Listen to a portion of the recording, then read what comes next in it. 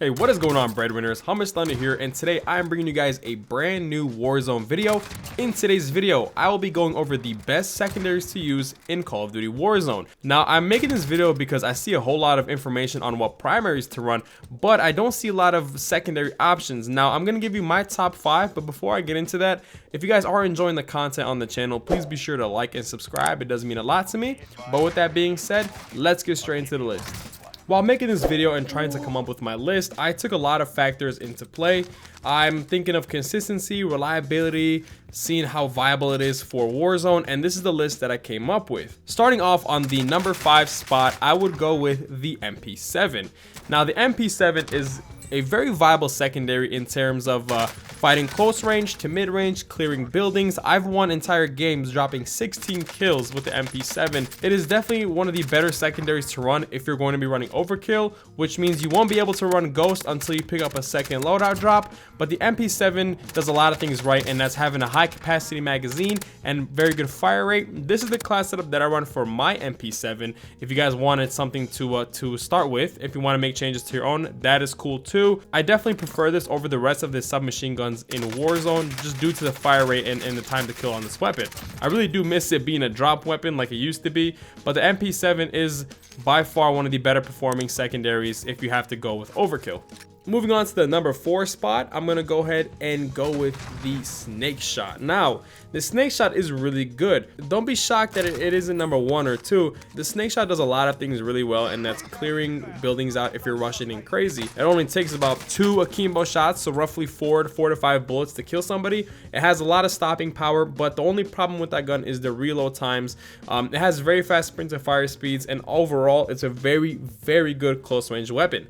I have used it in a mid-range sense where it just tags a few people, but the gun really does shine in a close range setting.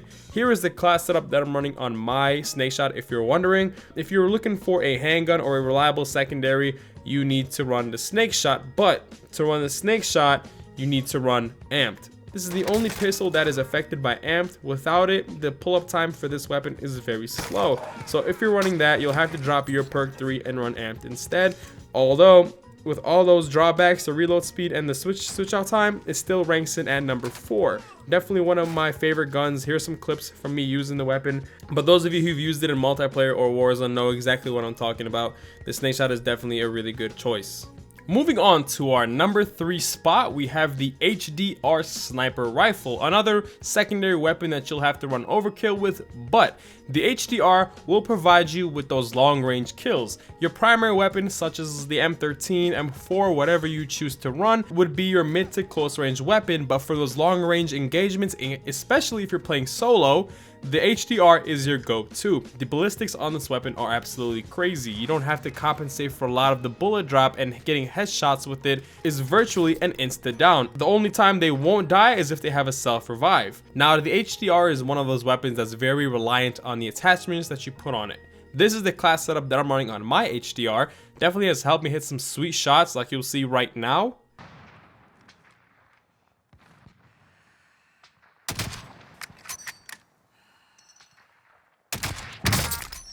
It's hacking, dude. He literally just sniped me out of the air.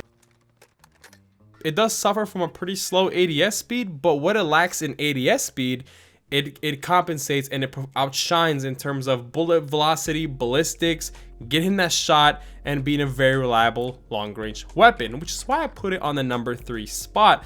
I've won entire games because of the HDR, being able to clear opponents who are camping on top of rooftops, because if someone's on top of a building, it's very hard to take them out with an AR or a secondary like a pistol. Maybe rocket launchers you might be able to if you got lucky, but the sniper is tried and true the most reliable way to take people out who are camping on top of big buildings. Moving on to our number 2 spot, we have the RPG-7. Despite getting a recent nerf, the RPG-7 is a very versatile secondary weapon, especially if you have amped as the 3rd perk. Now, the reason I'm saying amped is because amped lets you switch to the RPG faster, and it gives you a very seamless RPG reload. It becomes very fast, and you're ready to shoot another rocket towards whatever you're shooting at. Now, the reason I'm saying this is the number 2 spot as well is the RPG-7 can get you you out of a lot of sticky situations. For example, if a team is pushing you, if a team is hiding in a building and you have clear sight on the building, if a team is coming at you with a truck, whatever it may be, the RPG is very efficient in all of these circumstances. Needless to say, there isn't a best class setup for the RPG. The only thing I would recommend is running amped, but I don't have to explain how good it is. The RPG is just very good for any situation that you come across in Warzone. Coming in at the number 1 spot, the best secondary to run in Warzone is the RENETTIs, the dual wield RENETTIs. These things are absolutely busted, and I'll tell you exactly why they're busted. You have a 27 round mag. If you do the math, that's 54 shots that you can lay down on any team coming at you. I mean, in these clips over here, you'll see me take out entire 3-mans, and they don't even land a single shot on me. This is the class setup that I'm running on these dual wield pistols. This is by far one of the best secondaries to run in Warzone. I absolutely love them, and a lot of people either love it or hate it. I've heard arguments talking about this pistol being underpowered, some saying it's overpowered. I will tell you right now, it is more on the overpowered side of things.